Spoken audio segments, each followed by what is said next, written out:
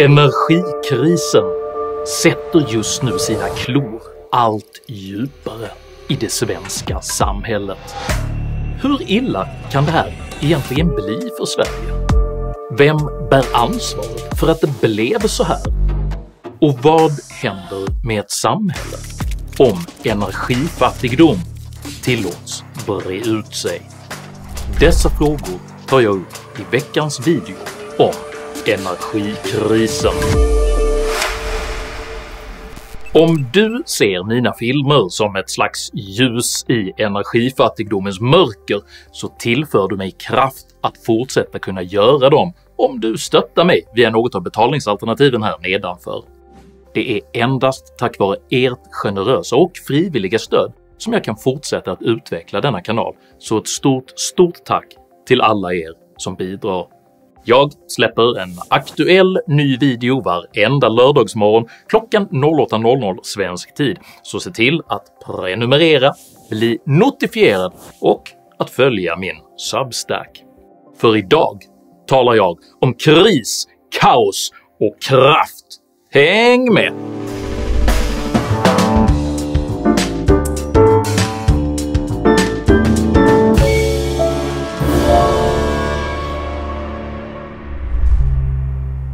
Winter is coming. Vintern kommer är det ödesmättade förebådande som genomsyrar det episka fantasydramat Game of Thrones.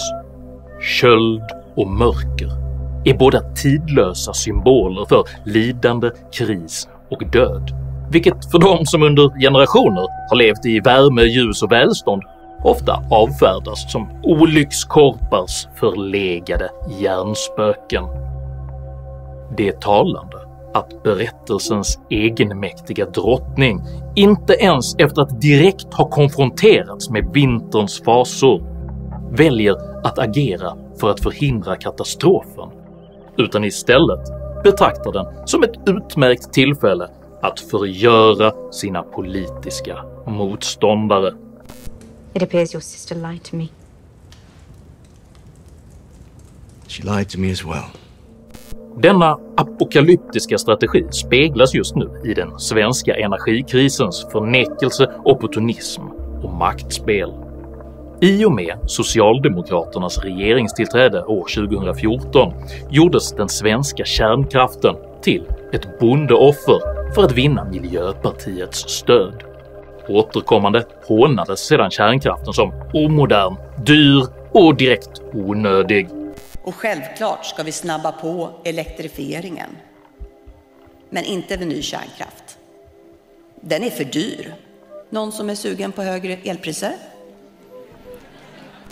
2019 introducerade regeringen även en ny kraftvärmeskatt med den uttalade ambitionen att bidra till den omställning som pågår i svenska kraftvärmeverk från fossila bränslen som kol, olja och gas till biobränslen.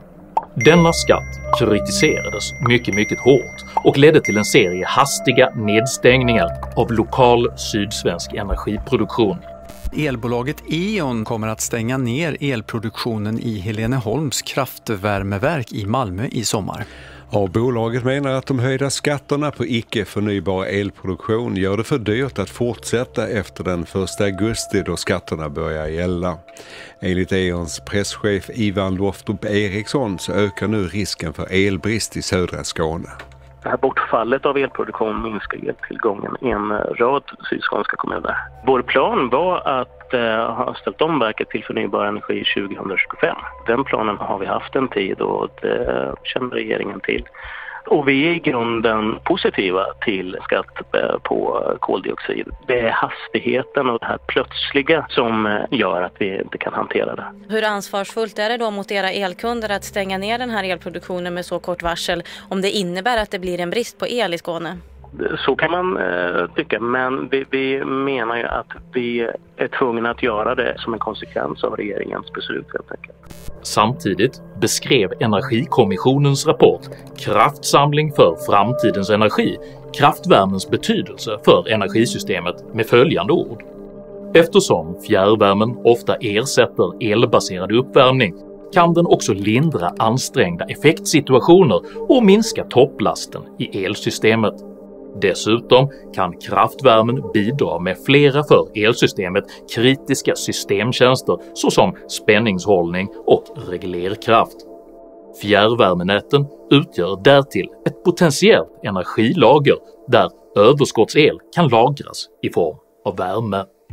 Regeringens nya kraftvärmeskatt beräknas ha lett till ett sydsvenskt energiproduktionsbortfall på mellan 400 och 500 megawatt och hyllades av den miljöpartistiska riksdagsledamoten Lorentz Tovatt som en omställningssuccé. Fossilt byts mot bio tidigare än planerat, och det är ju tack vare skatten succé om du frågar mig. Succén ifrågasattes dock av lokalt ansvariga energiproducenter. I Göteborg sker det än så länge på bekostnad av elproduktionen, så ingen succé här än i alla fall. Dessa framtvingade nedstängningar av både kärnkraft och kraftvärme genomfördes trots återkommande varningar från experter och offrade Sveriges planerbara energimarginaler under föreställningen att den internationella elmarknadens stabilitet var permanent. Kort sagt, man anpassade Sveriges energisystem till förhoppningen om evigt idealiska förutsättningar. Redan nu finns det en elbrist i södra Sverige då bland annat elledningarna från norr till söder inte räcker till. Energimarknadsinspektionen varnar också för elbrist kommande åren i bland annat Stockholms- och Malmöområdet som kan stoppa nyetableringar. Men energiminister Anders Ygeman är inte orolig. Nej, för jag tror att vi kommer att kunna öka transmissionen och vi kommer att öka den lokala kraftproduktionen. Och elnätsägarna i södra Sverige säger att de har den kapacitet som krävs. Rollen för oljekraftverket i Karlshamn, vilket är en del av Sveriges effektreserv, beskrevs vid detta tillfälle ännu med orden: jämfört med ett kraftverk som går hela tiden är det såklart annorlunda att jobba på ett kraftverk som nästan aldrig är igång. Redan nästa år bränner dock Karlshamnsverket plötsligt 3600 ton olja mitt i sommaren. 2021 åttadubblar Karlshamnsverket sin oljeförbränning jämfört med föregående år och beskrivs nu med orden: Karlshamnsverket har tidigare mest varit en resurs under vintern då elförbrukningen ökar, men nu måste anläggningen allt oftare även stötta elsystemet under sommaren när kärnkraften genomför sina årsrevisioner. Siffrorna för 2022 års förbränning är ännu inte sammanställda, men 2021 års förbränning passerades redan i augusti och Karlshamnsverkets roll beskrivs idag så här. Karlshamnsverket i Blekinge är primärt ett reservkraftverk och en extra resurs för Svenska kraftnät att ta till under de kalla vintermånaderna när elbehovet ökar. I takt med minskade marginaler i det svenska elsystemet körs nu anläggningen allt oftare, även under sommaren.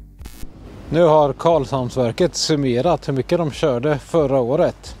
Anläggningen eldade 28 000 ton olja och släppte ut 90 000 ton koldioxid. Det är lika mycket koldioxid som 90 000 personers flygresor till södra Spanien enligt Naturvårdsverket. Det är en rejäl ökning jämfört med år 2020. Ja, för det första så är det ju för att det behövs. Och varför behövs det? Ja, i huvudsak så handlar det ju om att vi har stängt ner planerbar kraftproduktion i södra Sverige. Ytterst erkände även Anders Ygeman att kraftvärmeskatten varit kontraproduktiv och att ingen ersättning för den kapacitet som tvingats ur bruk fanns att tillgå. Jag ger branschen rätt.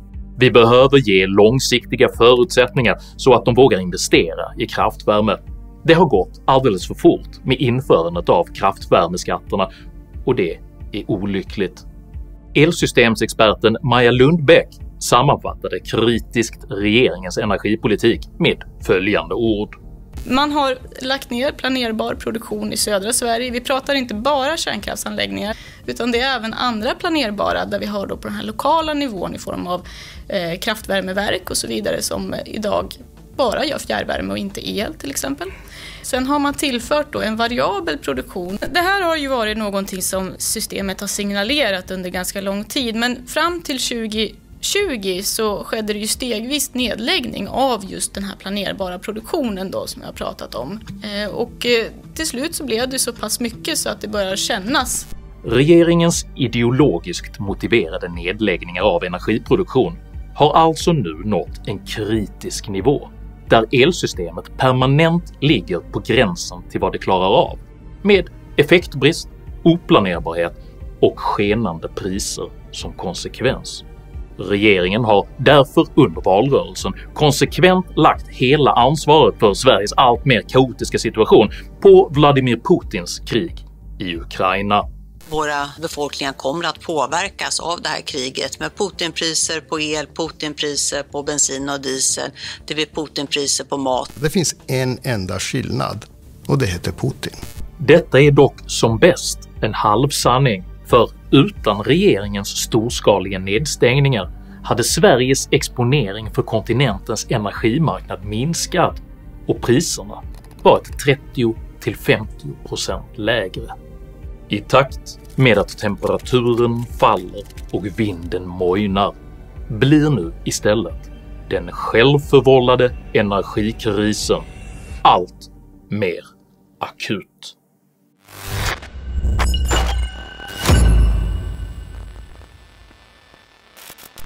Under 2021 gick Investors ordförande Jacob Wallenberg ut i Sveriges Television med ett tydligt ställningstagande för behovet av ny kärnkraft i Sverige. Ser du, vilket en del gör, ett behov av att också bygga ny kärnkraft i framtiden? Jag tycker att det är en möjlighet som man måste titta på. Jag tycker det är olyckligt att vi på politisk nivå helt frånhänder oss den möjligheten. Och varför? För det är ju en diskussion. Varför anser du att kärnkraften är viktig då? Därför att du behöver stabil el.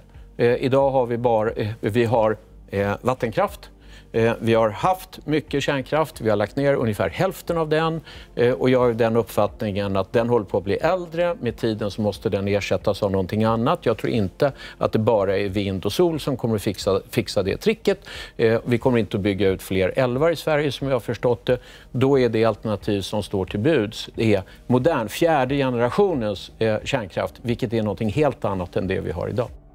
Detta utspel mötte starkt motstånd från det statsägda företaget Vattenfalls vd Anna Borg, som under den klatschiga rubriken “Mer vindkraft krävs för att möta fördubblat elbehov” svarade Wallenberg att “Ny kärnkraft är osannolik under de närmaste 10-15 åren. Det tar lång tid att få ett nytt storskaligt kärnkraftverk på plats. Dessutom är dagens tillgängliga teknik dyrare att bygga än alternativen. Fram till mitten av 2030-talet är det därför framförallt vindkraft som kommer att möta de ökade elbehoven.” Denna hållning speglade regeringens dåvarande önskan att framhålla vindkraft som energikrisens lösning. Billigt! Snabbast. Klimatsmart teknik. Under valrörelsens slutfas svänger dock regeringen plötsligt 180 grader i frågan i ett försök att fånga upp den allt mer kärnkraftsvänliga väljarmajoriteten. Vi behöver all kraft och vi behöver även kärnkraft. Kärnkraften kan vara hållbar under vissa lägen. Även Anna Borg, som uttrycker en inte obetydlig politisk följsamhet, ändrar nu hållning i kärnkraftsfrågan. Kommer ni bygga ny kärnkraft?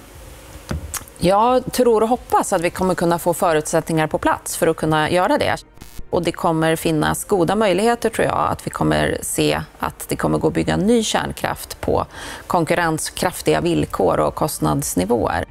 Även påpekandet att Vattenfall så sent som 2015 fattade beslut om att stänga ner 4 fullt fungerande kärnkraftsreaktorer bemöts nu med det ärliga svaret att Sveriges elpriser hade varit lägre om de inte hade tagits ur drift.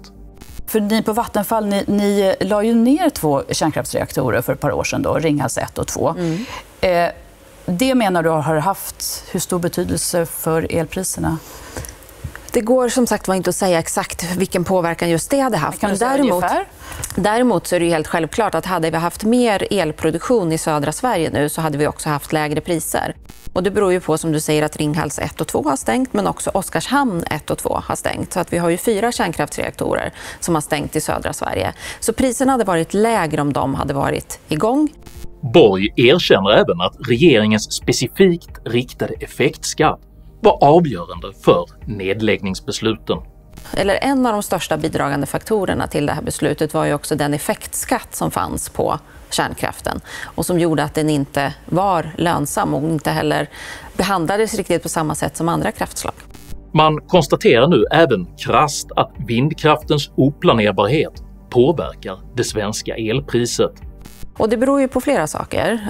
Det beror på hur mycket elproduktion som är uppe och går i står. Och det kan till exempel handla om hur mycket blåser det, så hur mycket vindkraft produceras det. Och om vi börjar med Sverige så beror det på att i år så har vi haft ett år där det har blåst ganska lite, så det har varit ganska lite vindkraftsproduktion. Och slutligen erkänner Borg att politisk svajig kortsiktighet där maktspel, trixande och ideologisk kohandel har tillåtits trumfa det långsiktiga ansvarstagandet allvarligt har skadat förutsättningarna för en långsiktig och robust energipolitik. Det kanske också har varit en del av problemet historiskt, att ibland har den inriktning som energipolitiken har haft i Sverige svängt mycket fram och tillbaka. Så att breda långsiktiga överenskommelser och ramvillkor skulle vara väldigt hjälpsamt. Denna oförmåga att ta långsiktigt och praktiskt ansvar speglar ett allvarligt demokratiskt problem i Sverige, nämligen den kollektiva benägenheten att låta ideologiska önskningar trumfa verkligheten, ända tills krisen är ett faktum.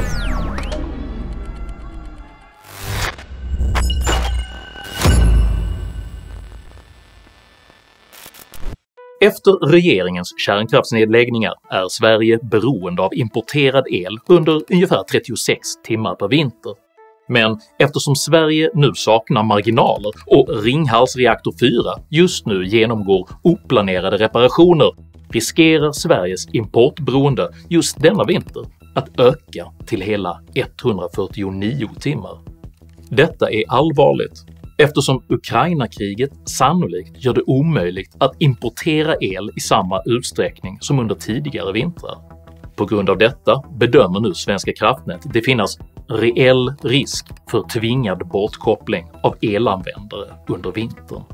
Det är lätt att trivialisera betydelsen av ett par timmars nedsläckning, men tidningen Aftonbladets storögda insikt att även mobilnätet drivs av el är en generande påminnelse om hur oförberett Sverige är på en verklig nedsläckningskonsekvenser.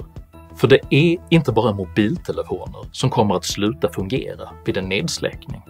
Även majoriteten av alla vattenpumpar försörjs numera med el, vilket innebär att det vid en nedsläckning inte längre går att spola i toaletten eller att få vatten ur kranarna. Det går inte heller att smita ner till bensinmacken för att köpa några flaskor vatten eftersom betalningssystemen och kortläsarna också drivs av el. Det kommer inte heller att gå att swisha eller att legitimera sig själv med BankID eftersom allt detta är tjänster som går via de eldrivna mobilnäten. Det kommer inte heller att gå att köra iväg någonstans där elen ännu fungerar eftersom det varken går att tanka bilen eller att åka tåg utan elförsörjning. För utan energi upphör civilisationen. Flera av landets största elbolag rapporterar redan nu en fyrdubbling av antalet telefonsamtal rörande de skenande elpriserna. Och Mats Ekblom, som är fackförbundet Unionens ordförande på E.ON, säger till Svenska Dagbladet: “Visst har vi haft kunder som har varit ledsna och hotfulla tidigare, men nu är det en annan typ av hotbild. Nu säger de nästan att de kommer att ta livet av sig för att de inte klarar av sin vardag med el och matpriser.” Samtidigt varnar Boverket för att den pågående besparingsnedsläckningen av allmän utomhusbelysning innebär stora säkerhetsrisker. Kerstin Andersson, som är samhällsvetare på Boverket, säger till Svenska Dagbladet: Jag tror ju att otryggheten kommer att öka betydligt om man börjar släcka ner belysningen, och det kan ju också skapa tillfällen för brott för att de inte blir synliga. Våldtäkter, droghandel och misshandel som exempel på brott som riskerar att öka när utomhusmiljöerna blir mörkare. Även olycksrisken går upp, särskilt för personer med funktionshinder. Ur trygghetsperspektiv bör man även överväga hur Sveriges utanförskapsområden kan tänkas påverkas av en nedsläckning där både larmsystem, övervakningskameror och anropsteknik sätts ur spel. Jag formulerade själv denna kritik i februari 2021 men avfärdades då som en oseriös alarmist. För den yttersta konsekvensen av den energipolitik som Sverige nu bedriver handlar om att koppla bort förbrukning. När spänningsfrekvensen inte längre kan upprätthållas kommer man att tvingas att ransonera energin i område för område enligt ett rullande schema. Man kommer då alltså att stänga av elen, vilket innebär att folk under vissa timmar inte kommer att kunna värma sina hus eller laga mat. Detta är inte ett nära förestående scenario, men det framstår tydligt att Sverige även energipolitiskt saknar krisberedskap. Ett skärpt geopolitiskt läge eller en naturkatastrof som påverkar den internationella möjligheten till elhandel skulle under rådande förhållanden sannolikt vara omöjlig för Sverige att hantera. Och det finns tunga säkerhetspolitiska skäl mot att, bland annat, inte självständigt kunna hålla Stockholm igång under en krissituation. Men nu är detta ett förestående scenario, komplett med skarpt geopolitiskt läge och energikris.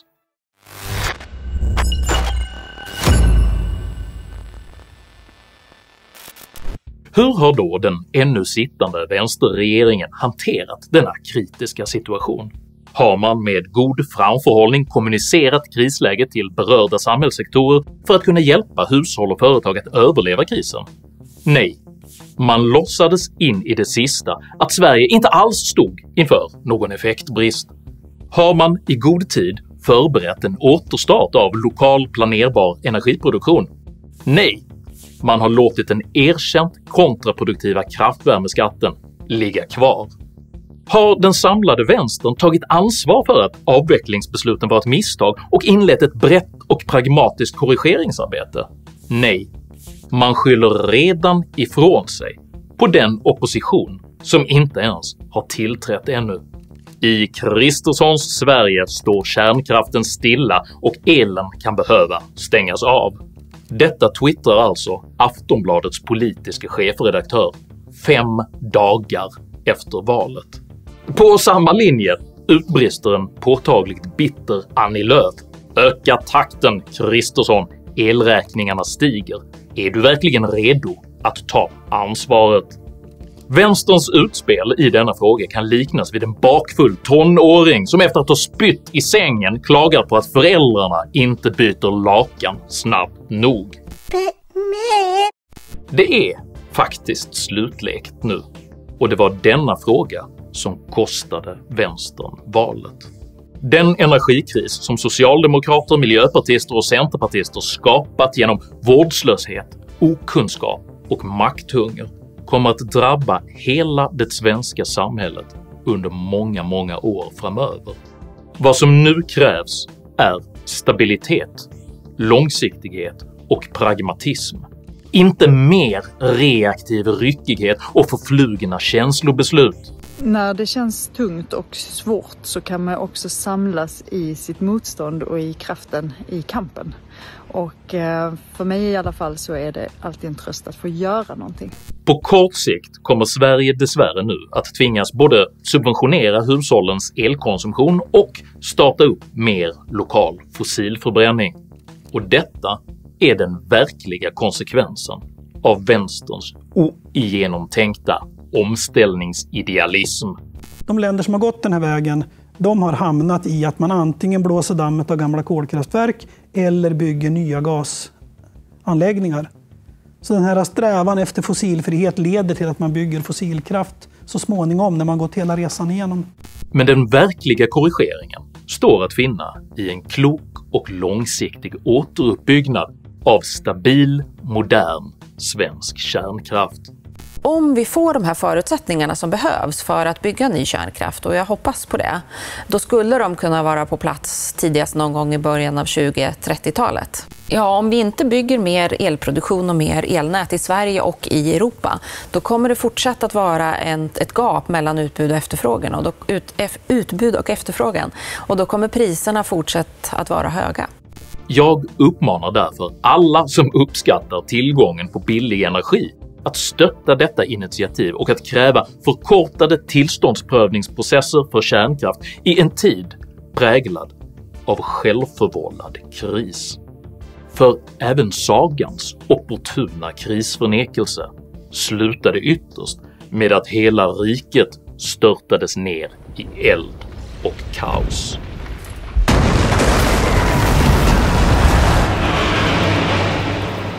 Om du uppskattade innehållet i denna video så hjälper det mig mycket om du delar den med dina vänner och kanske till och med stöttar mitt arbete via något av betalningsalternativen här nedanför. Dela gärna med dig av dina egna åsikter och erfarenheter i kommentarsfältet här nedanför, men jag ber dig att alltid vara artig. Jag accepterar inte aggression, personpåhopp eller rasism i mina idédrivna kommentarsfält. Tack för att du som kommenterar respekterar detta. Jag heter Henrik Jönsson och jag förespråkar långsiktig och klok planerbarhet före en oplanerbar och kontraproduktiv omställning. Tack för mig och tack för att du har lyssnat.